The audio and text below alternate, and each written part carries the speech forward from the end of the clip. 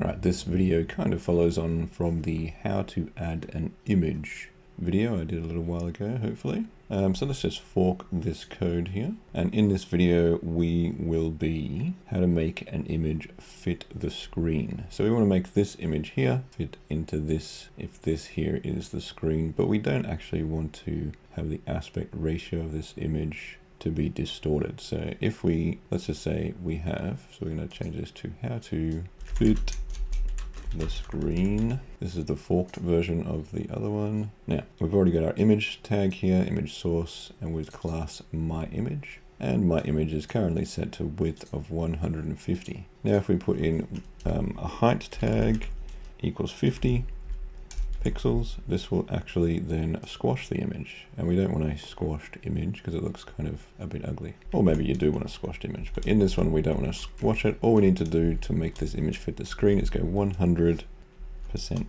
and then that will actually force this image then to go for this full container here, as you can see. And then if I resize this screen, which you can see, it will actually then be 100% width of that container. Now this is not always what you want to do, because you can see this image is fairly blurry around the edges here.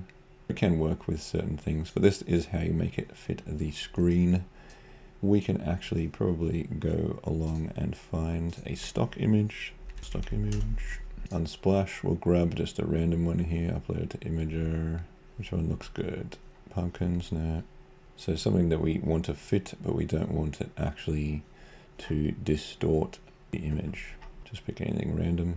Let's go this, oh, that's a bit ugly, isn't it? I don't know. This is the hard part, just finding a nice image. Oh, this is nice.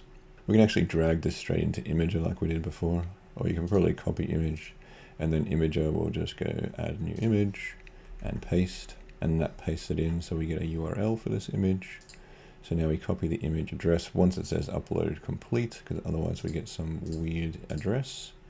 So we copy image address back to our how to fit the screen, and we will replace this image source with this new background image. And this now will hopefully, oh, that's a big image.